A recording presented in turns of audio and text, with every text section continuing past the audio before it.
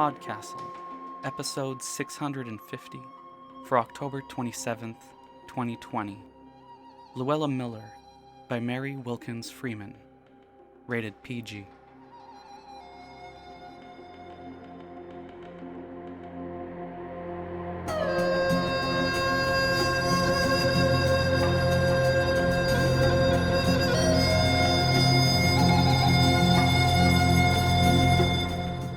Good evening, or afternoon, or morning, and welcome to PodCastle.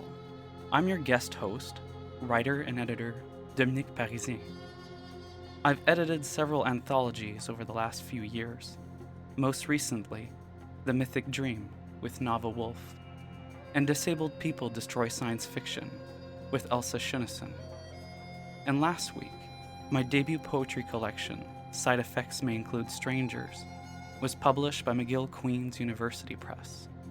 I'm a disabled, bisexual French Canadian, and I'm thrilled to be here with you.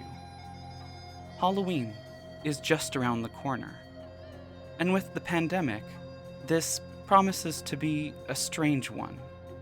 In many ways, it feels like we're all living in a horror story, one of those slow, classic tales where small details build on each other in increasingly unsettling ways.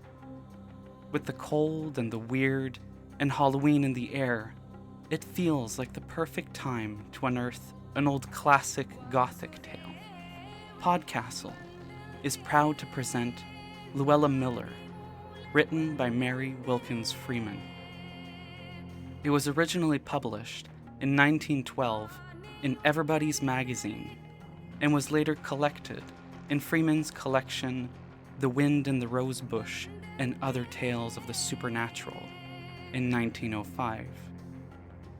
Born in Randolph, Massachusetts in 1852, Mary Eleanor Wilkins Freeman was a prolific and influential American author. By the age of 30, she'd lost both her parents and was writing as a means of survival. She published numerous novels, children's stories, and poems, although today she is best known for her short stories. In her time, Freeman was mainly praised for her realist fiction, which had a strong focus on regionalism, domestic life, and gender. But she did write a number of superb pieces of supernatural fiction. Freeman was the first recipient of the William Dean Howells Medal for Distinction in Fiction from the American Academy of Arts and Letters. She died in 1930. Your reader today is PodCastle's own co-editor, Jen Albert. Jen Albert is an editor, writer, and former entomologist. She works full-time as an editor at ECW Press, an independent publishing house based in Toronto, where she acquires speculative fiction. Jen is also co-editor of PodCastle, and along with her co-contributors, has been nominated for the Ignite Award, the World Fantasy Award, the Aurora Award, and the British Fantasy Award. Now sit back, relax, and slip into some quiet, classic creepiness.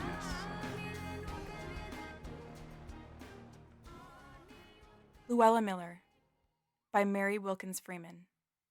Read by Jen Albert.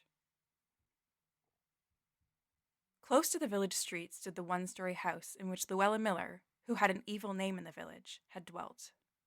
She had been dead for years, yet there were those in the village who, in spite of the clearer light which comes on a vantage point from a long past danger, half believed in the tale which they heard from their childhood. In their hearts, although they scarcely would have owned it, was a survival of the wild horror and frenzied fear of their ancestors who had dwelt in the same age with Luella Miller. Young people even would stare with a shudder at the old house as they passed, and the children never played around it, as was their wont around an untenanted building. Not a window in the old Miller house was broken. The panes reflected the morning sunlight in patches of emerald and blue, and the latch of the sagging front door was never lifted, although no bolt secured it. Since Luella Miller had been carried out of it, The house had no tenant except for one friendless old soul who had no choice between that and the far-off shelter of the open sky. This old woman, who had survived her kindred and friends, lived in the house 1 week. Then one morning no smoke came out of the chimney, and a body of neighbors, a score strong, entered and found her dead in her bed. There were dark whispers as to the cause of her death, and there were those who testified to an expression of fear so exalted that it showed forth the state of the departing soul upon the dead face. The old woman had been hale and hearty when she entered the house, and in 7 days she was dead. It seemed that she had fallen a victim to some uncanny power. The minister talked in the pulpit with covert severity against the sin of superstition. Still, the belief prevailed. Not a soul in the village but would have chosen the almshouse rather than a dwelling. No vagrant, if he heard the tale, would seek shelter beneath that old roof, unhallowed by nearly half a century of superstitious fear. There was only one person in the village who had actually known Luella Miller. That person was a woman well over 80, but a marvel of vitality and unextinct youth. Straight as an arrow, with the spring of one recently let loose from the bow of life, she moved about the streets, and she always went to church, rain or shine. She had never married, and had lived alone for years in a house across the road from Luella Miller's. This woman had none of the garrulousness of age, but never in all her life had she ever held her tongue for any will save her own, and she never spared the truth when she essayed to present it. She it was who bore testimony to the life, evil, though possibly wittingly or designedly so, of Luella Miller, and to her personal appearance. When this old woman spoke, and she had a gift of description, although her thoughts were clothed in the rude vernacular of her native village, one could seem to see Luella Miller as she really looked. According to this woman, Lydia Anderson by name, Luella Miller had been a beauty of a type rather unusual in New England. She had been a slight, pliant sort of creature, as ready with a strong yielding to fate, and as unbreakable as a willow. She had glimmering lengths of straight fair hair, which she wore softly looped around a long, lovely face. She had blue eyes full of soft pleading, little slender, clinging hands, and a wonderful grace of motion and attitude. Luella Miller used to sit in a way nobody else could if they sat up and studied a week of Sundays, said Lydia Anderson, and it was a sight to see her walk. If one of them willows over there, on the edge of the brook, could start up and get its roots free of the ground and move off, it would go just the way Luella Miller used to. She had a green shot silk she used to wear too, and a hat with green ribbon streamers, and a lace veil blowing across her face and out sideways, and a green ribbon flying from her waist. That was what she came out bride in when she married Erasmus Miller. Her name before she was married was Hill. There was always a sight of L's in her name, married or single. Erastus Miller was good-looking, too, better looking than Luella. Sometimes he used to think that Luella wasn't so handsome after all. Erastus just about worshipped her. I used to know him pretty well. He lived next door to me, and we went to school together.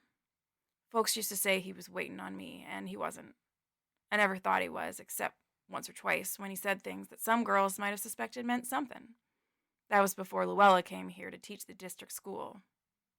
It was funny how she came to get it, for folks said she hadn't any education, and one of the big girls, Lottie Henderson, used to do all the teaching for her, while she sat back and did embroidery work on a cambric pocket handkerchief.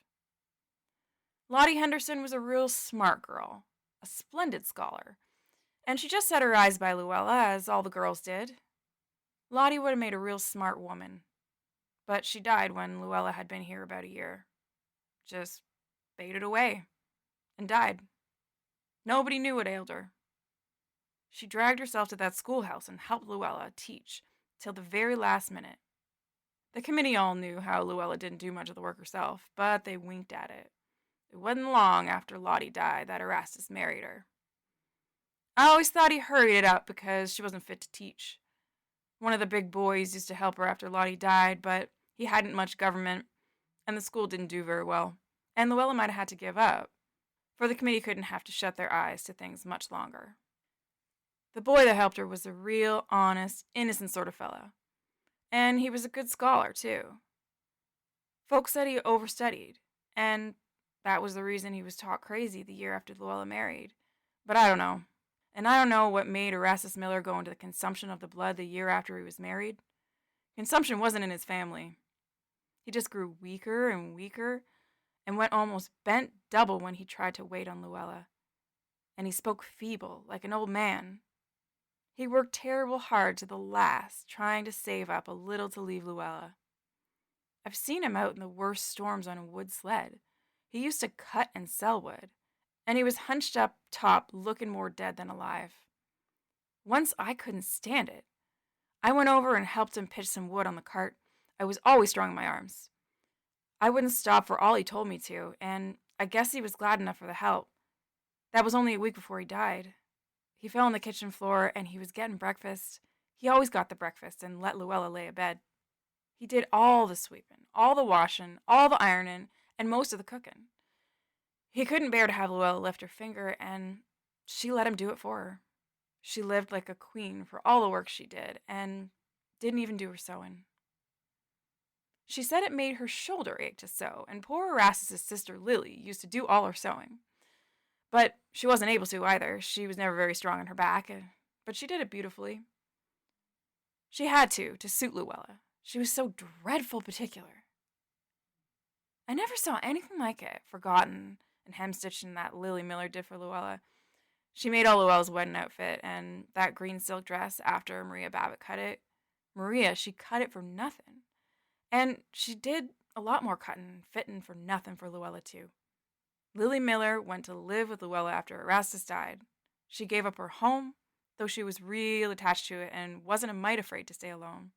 She rented it and she went to live with Luella right after the funeral. Then, this old woman, Lydia Anderson, who remembered Luella Miller, would go on to relate the story of Lily Miller. It seemed that on the removal of Lily Miller to the house of her dead brother, to live with his widow, the village people first began to talk. This Lily Miller had been hardly past her first youth, and a most robust and blooming woman, rosy-cheeked, with curls of strong black hair, overshadowing round, candid temples and bright dark eyes. It was not 6 months after she had taken up her residence with her sister-in-law that her rosy color faded, and her pretty curves became wan hollows. White shadows began to show in the black rings of her hair, and the light died out of her eyes. Her features sharpened, and there were pathetic lines in her mouth, which yet wore away an expression of utter sweetness and even happiness. She was devoted to her sister. There was no doubt that she loved her with her whole heart, and was perfectly content in her service. It was her sole anxiety lest she should die and leave her alone. The way Lily Miller used to talk about Luella was enough to make you mad, and even enough to make you cry, said Lydia Anderson. I've been there sometimes, towards the last, when she was too feeble to cook, and carried her some blancmange or custard, something, and she'd thank me, and when I asked her how she was, say she felt better than she did yesterday, and ask me if I didn't think she looked better, dreadful pitiful, and say poor Luella had an awful time taking care of her and doing the work. She wasn't strong enough to do anything. When all the time Luella wasn't lifting her finger, and poor Lily didn't get care except what the neighbors gave her, and Luella eating up everything that was carried in for Lily. I had it real straight that she did. Luella used to just sit and cry and do nothing. She did act real fond of Lily, and she pined away considerable, too. There were those that thought she'd go into decline herself, but after Lily died, her Aunt Abby Mixter came in, and then Luella picked up and grew as fat and rosy as ever. But poor Aunt Abby began to droop just the way Lily had, and I guess somebody wrote to her married daughter, Mrs. Sam Abbott, who lived in Barr, for she wrote her mother that she must leave right away and come and make her a visit, but Aunt Abby wouldn't go. I can see her now. She was a real good-looking woman, tall and large, with a big square face and a high forehead that looked of itself kind of benevolent and good. She just tended out on Luella as if she had been a baby, and when her married daughter sent for her, she wouldn't stir 1 inch. She always thought a lot of her daughter, too, but she said Luella needed her, and her married daughter didn't. Her daughter kept writing and writing, but it didn't do any good. Finally she came, and when she saw how bad her mother looked, she broke down and cried, and all but went on her knees to have her come away. She spoke her mind out to Luella, too. She told her that she killed her husband and everybody that had anything to do with her, and she'd thank her to leave her mother alone. Luella went into hysterics, and Aunt Abby was so frightened that she called me after her daughter went. Mrs. Sam Abbott, She went away fairly, crying out loud in the buggy. The neighbors heard her, and well she might, for she never saw her mother alive again. I went in that night when Aunt Abby called for me, standing in the door with her little green check shawl over her shoulder. I can see her now. "Do come out over here, Miss Anderson," she sung out, kind of gasping for breath. I didn't stop for anything. I put over as fast as I could, and when I got there, there was Luella laughing and crying all together, and Aunt Abby trying to hush her, and all the time she herself was white as a sheet and shaken, so she could hardly stand. "For the land's sakes, Miss Mister," says I, "you look worse than she does. You ain't fit to be up out of your bed." "Oh, there ain't anything the matter with me," says she, when she went on talking to Luella. There, don't, poor little lamb," says she. "Aunt Abby is here. She ain't going away and leave you. Don't, poor little lamb."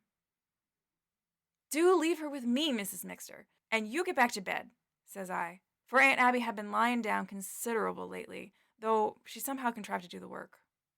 "I'm well enough," says she. "Don't you think she'd better have a doctor, Miss Anderson?" "The doctor," says I. "I think you had better have the doctor. I think you need him much worse than some folks I could mention." And I looked right straight at Luella Miller, laughing and crying and going on as if she was the center of all creation. All the time she was acting so... It seemed as if she was too sick to sense anything. She was keeping a sharp lookout as to how we took it out of the corner of one eye. I saw her. You could never cheat me about Luella Miller. Finally, I got real mad, and I run home, and I got a bottle of valerian I had, and I poured some boiling hot water on a handful of catnip, and I mixed that up with catnip tea, with most of half a wineglass of valerian, and I went with it over to Luella's. I marched right up to Luella, holding that cup out, all smoking. "Now," says I, "Luella Miller, you swallow this." What is it? Oh, what is it?" she sort of screeches out. Then she goes off laughing, enough to kill. "Poor lamb, poor little lamb," says Aunt Abby, standing over her all kind of tottery and trying to bathe her head with camphor. "You swallow this right down," says I. And I didn't waste any ceremony. I just took hold of Luella Miller's chin, and I tipped her head back, and I caught her mouth open with laughing, and I clapped that cup to her lips, and I fairly hollowed at her. "Swallow, swallow, swallow." And she gulped it right down. She had to, and I guess it did her good. Anyhow, she stopped crying and laughing and let me put her to bed, and she went to sleep like a baby inside half an hour. That was more than poor Aunt Abby did. She lay awake all night, and I stayed with her, though she tried not to have me. Said she wasn't sick enough for watchers, but I stayed, and I made some good cornmeal gruel, and I fed her a teaspoon every little while all night long. It just seemed to me that she was dying from being all worn out. In the morning, as soon as it was light, I run over to the Brisbys and sent Johnny Brisby over to the doctor. I told him to tell the doctor to hurry and to come pretty quick. Poor Aunt Abby didn't seem to know much of anything when he got there.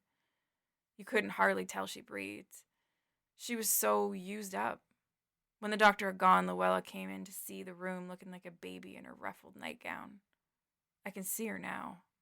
Her eyes blue and her face all pink and white like a blossom. And she looked at Aunt Abby in the bed, sort of innocent and surprised. "Why?"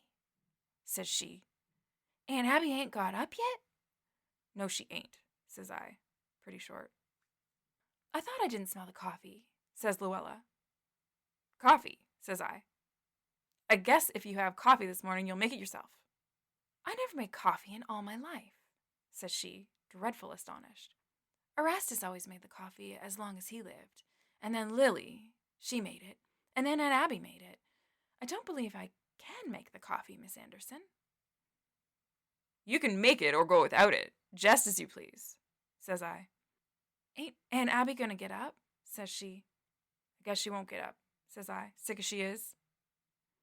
I was getting madder and madder, and there was something about that little pink and white thing standing there and talking about coffee when she had killed so many better folks than she was and had just killed another, and that made me feel most as if I wished somebody would up and kill her before she had a chance to do any more harm. "Is Aunt Abby sick?" says Luella, as if she was sort of aggrieved and injured. "Yes," says I. "She's sick and she's gonna die, and then you'll be left alone." And you'll have to do things for yourself and wait on yourself or do without things. I don't know, but I was sort of hard. But it was the truth. And if I was any harder than Luella Miller had been, I'll give up. I ain't never been sorry that I said it. Well, Luella, she up and had hysterics again. And I just let her have 'em. All I did was bundle her into the room on the other side of the entry where Aunt Abby couldn't hear her. If she wasn't past it, I don't know, but she was. And set her down hard in a chair and told her not to come back into the other room. And she minded. She had her hysterics in there until she got tired. When she found out nobody was coming to coddle her and do for her, she stopped. At least I suppose she did. I had all I could do with poor Aunt Abby trying to keep the breath of life into her. The doctor had told me that she was dreadful low and gave me some very strong medicine to give her in drops real often, and told me real particular about the nourishment. Well, I did as he told me, real faithful, till she wasn't able to swallow any longer. Then I had her daughter sent for. I had begun to realize that she wouldn't last any time at all. I hadn't realized it before, though I spoke to Luella the way I did. The doctor, he came, and Mrs. Sam Abbott. But when she got there, it was too late. Her mother was dead. Aunt Abby's daughter just gave one look at her mother laying there, and then she turned sort of sharp and sudden and looked at me. "Where is she?" says she. And I knew she meant Luella. "She's out in the kitchen," says I. "She's too nervous to see folks die. She's afraid it'll make her sick." The doctor, he speaks up then. He was a young man. Old Dr. Park had died a year before, and this was a young fellow just out of college. "Mrs. Miller is not strong," says he, kind of severe. "And she is quite right in not agitating herself." You're another young man that she's got her pretty claw in, I think. I didn't say anything to him, though. I just said over to Mrs. Sam Abbott that Luella was in the kitchen, and Mrs. Sam Abbott went over there, and I went too, and I never heard anything like the way she talked to Luella Miller. I felt pretty hard to Luella myself, but this was more than I ever would have dared to say. Luella, she was just too scared to go into hysterics. She just flopped. She seemed to just shrink away to nothing in that kitchen chair, with Mrs. Sam Abbott standing over her and talking and telling her the truth. I guess the truth was too much for her, and no mistake, because Luella presently actually did faint away, and there wasn't any sham about it, the way I always suspected there was about them hysterics. She fainted dead away, and we had to lay her flat on the floor, and the doctor, he came running out. And he said something about a weak heart, dreadful fears to Mrs. Sam Abbott, but she wasn't a mite scared. She faced him just as white as even Luella was laying there looking for death, and the doctor feeling her pulse. "Weak heart," says she. "Weak heart? Fiddlesticks! There ain't nothing weak about that woman. She's got strength enough to hang on to other folks till she kills 'em. Weak? It was my poor mother that was weak. This woman killed her as sure as if she had taken a knife to her." But the doctor, he didn't pay much attention. He was bending over Luella, laying there with her yellow hair all streaming and her pretty pink and white face all pale, and her blue eyes like stars gone out, and he was holding on to her hand and smoothing her forehead and telling me to get the brandy in Aunt Abby's room, and I was as sure as I wanted to be that Luella had got someone else to hang on to. Now Aunt Abby was gone. And I thought of poor Erastus Miller, and I sort of pitied the young poor doctor, led away by a pretty face, and I made up my mind I'd see what I could do. I waited till Aunt Abby had been dead and buried about a month, and the doctor was going to see Luella steady, and folks were beginning to talk. Then one evening when I knew the doctor had been called out of town and wouldn't be around, I went over to Luella's. I found her all dressed up in a blue muslin with white polka dots on it, and her hair curled just as pretty, and there wasn't a young girl in the place could compare with her. There was something about Luella Miller that seemed to draw the heart right out of you. But she didn't draw it out of me. She was sitting rocking in the chair by her sitting room window, and Maria Brown had gone home. Maria Brown had been in to help her, or rather do the work, for Luella wasn't helped and she didn't do anything. Maria Brown was real capable, and she didn't have any ties. She wasn't married, lived alone, so she'd offered. I couldn't see why she should do the work any more than Luella. She wasn't too strong, but she seemed to think she could, and Luella seemed to think so, too. So she went over and did all the work, washed and ironed and baked, while Luella sat and rocked. Maria didn't live long afterward. She began to fade away in just the same fashion that the others had. Well, she was warned. But she acted real mad when folks said anything. Said Luella was a poor, abused woman, too delicate to help herself, and they'd ought to be ashamed. And if she died helping them that couldn't help themselves, she would. And she did. I suppose Maria's gone home, says I to Luella, when I had gone in and sat down opposite her. Yes, Maria went half an hour ago after she had got supper and washed the dishes, says Luella in her pretty way. I suppose she's got a lot of work to do in her own house tonight, says I. Kind of bitter, but that was all thrown away on Luella Miller. It seemed to her right that other folks that wasn't any better than she was herself should wait on her, and she couldn't get it through her head that anybody should think that it wasn't right. Yes, says Luella, real sweet and pretty. Yes, she said she had to do her washing tonight. She has let it go for a fortnight coming over here. Why don't she stay home and do her washing instead of coming over here and doing your work, when you're just as well able? Then Luella, she looked at me like a baby who has a rattle shook at it. She sort of laughed, as innocent as you please. Oh, I can't do the work myself, Miss Anderson, says she. I never did. Maria has to do it. Then I spoke out. Has to do it? Says I. Has to do it. She don't have to do it either. Maria Brown has her own home and enough to live on. She ain't beholden to you to come over here and slave for you and kill herself. Well, she just sit there and stared at me for all the world like a doll baby that was so abused that it was coming to life. Yes, says I, she's killing herself. She's gonna die just the way Erastus did and Lily and your Aunt Abby. You're killing her just as you did them. I don't know what there is about you, but you seem to bring a curse. You kill anybody that's fool enough to care anything about you and do for you. She stared at me, and she was pretty pale. And Maria ain't the only one you're gonna kill, says I. You're gonna kill Dr. Malcolm before you're done with him. Then a red color came flaming all over her face. I ain't gonna kill him either, says she, and she began to cry. Yes, you be. Then I spoke as I had never spoke before. You see, I felt it on account of Erastus. I told her that she hadn't had any business to think of another man after she'd been married to that one that had died for her. That she was a dreadful woman, and she was, that's true enough. But sometimes I wondered lately if she knew it. If she wasn't like a baby with scissors in its hands, cutting everybody without knowing what it was doing. Luella, she kept getting paler and paler. She never took her eyes off my face. There was something awful about the way she looked at me and never spoke one word. After a while, I quit talking and I went home. I watched that night, but her lamp went out before 9 o'clock, and when Dr. Malcolm came driving past and sort of slowed up, he saw there wasn't any light and he drove along. I saw her sort of shy at a meeting the next Sunday too, so he shouldn't go home with her. And I began to think maybe she did have some conscience after all.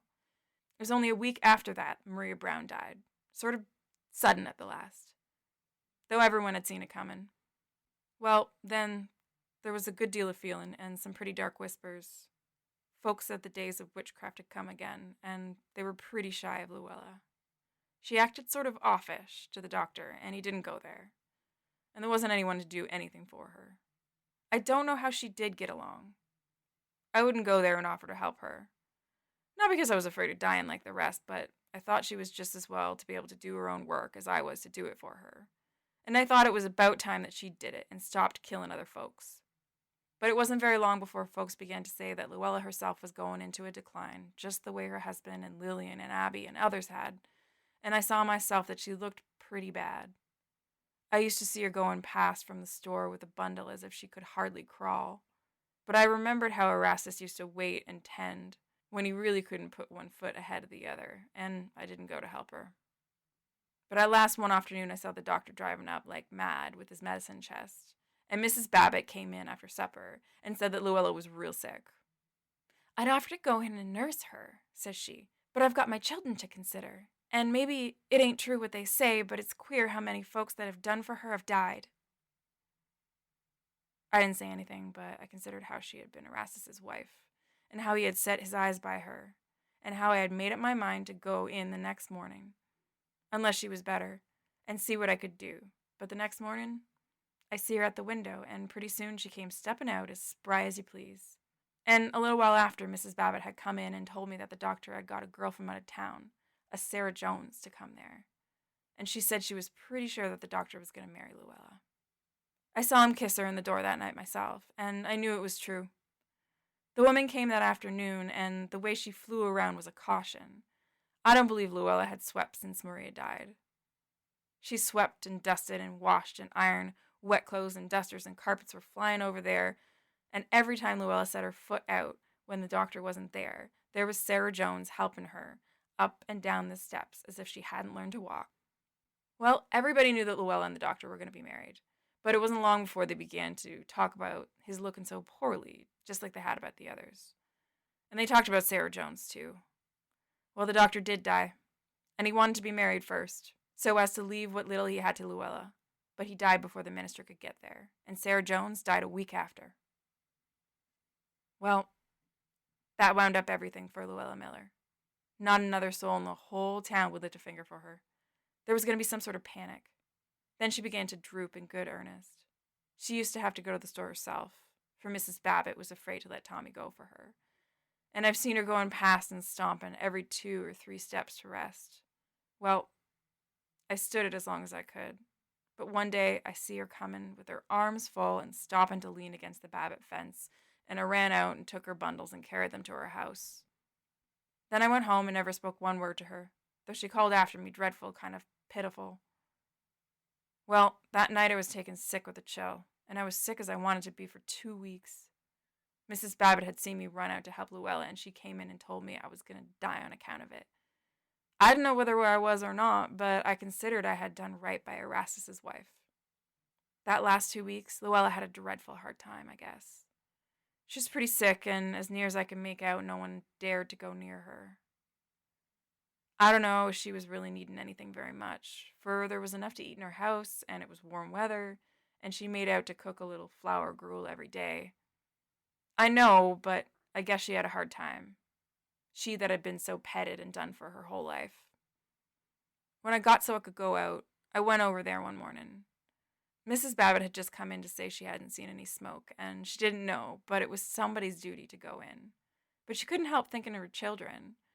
And I got right up, though I hadn't been out of the house for 2 weeks, and I went in there, and Luella, she was laying on the bed, and she was dying.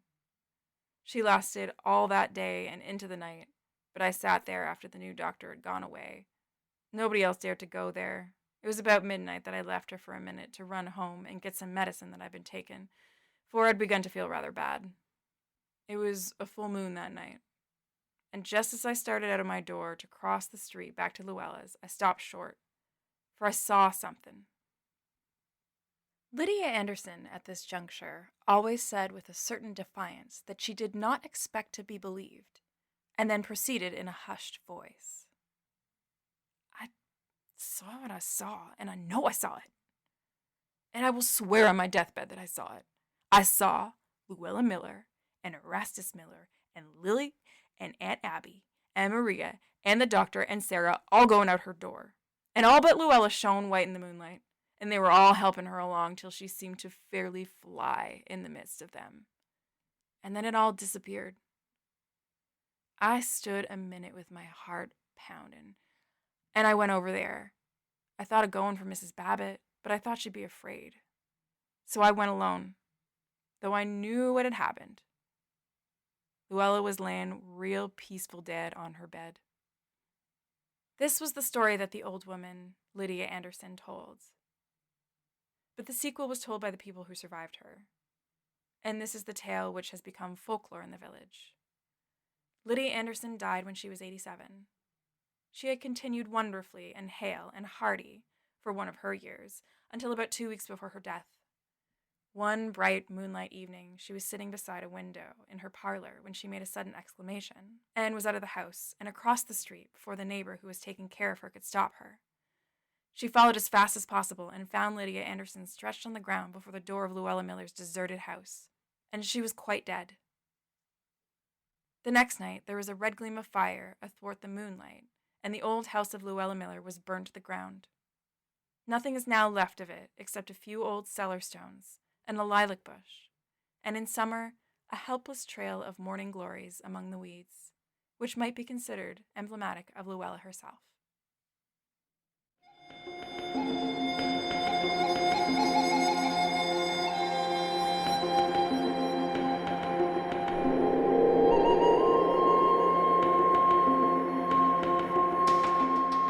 welcome back from the dead.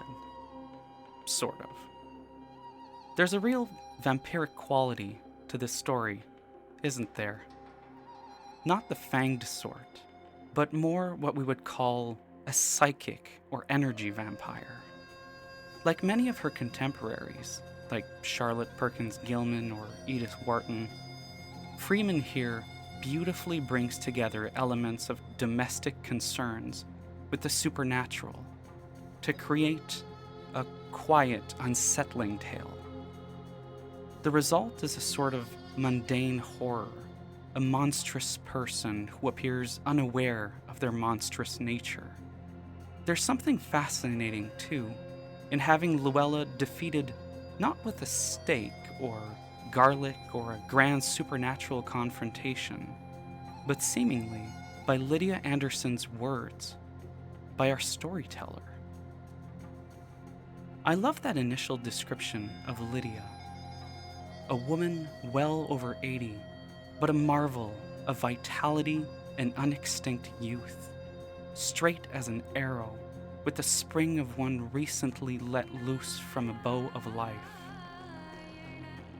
In most stories, a description like that would immediately make us suspect Lydia of being the one with a supernatural nature. Plus, she alone is the source of Luella Miller's story, and she has reason to despise the woman, considering Luella married Erastus, a man Lydia clearly cared about. I think Freeman's story overflows with that sort of ambiguity. Do we trust what we're being told? Why would we? Some critics have argued that the story is a critique of aristocracy, that vampiric quality that comes with the privileged feeding off the labor of others while contributing little or nothing. In particular, there's a feminist critique of a social system which denies women the skills and tools often necessary for them to function or be self-sufficient in the world. Others have talked about addiction or the enabling of toxic behavior. One angle I haven't seen discussed much is disability. You could make an argument that the story, or Lydia at least, is cruel to Luella, that what we have here is an indictment of disability and necessary dependence on others. A toxic, ableist perception that frail Luella, unable to contribute socially, is destroying all those forced to support her. You could call it a fantastical caricature. Those descriptions of Luella as baby-like could certainly fall into broader patterns of infantilizing disabled people. I love this story, but one of the real challenges of horror material that even skirts disability is having disability read as the source of monstrosity or horror. A few things here shift that narrative for me. One is the supernatural conclusion. If the story had ended without that spectral procession, or Lydia dying to be near Luella, we might have had a story with a far more ambiguous tone regarding the sort of vulnerability and dependence that often comes with disability. But to me, those scenes present Luella more firmly as a supernatural, vampiric, almost fae-like entity. Then there's Lydia. She's morally self-righteous and presents herself as a dispassionate purveyor of the truth. But we can see how she's far from uninvolved. There's so much here that points to something dark and unreliable in our narrator. To me, the power of a story like Luella Miller lies precisely in its ambiguity. It has that quality of discomfort that makes me want to really engage with the story, reread it from different angles, discuss it. Speaking of discussions, I know the wonderful folks at PodCastle love to hear from you, so be sure to engage with them on social media. And if you'd like to show them some extra love, head to patreon.com/EA Podcasts for special events, bonus episodes, and PodCastle appearances in the wild, or online these days anyway. And that's the show for this week. I'm grateful to PodCastle for inviting me to host, and on behalf of everyone at the magazine, I thank you for letting us share another story with you. PodCastle will be back next week with another tale. Until then, this is Dominique Parisien, reminding you that Halloween might be a little dead this year, but it won't be dead forever.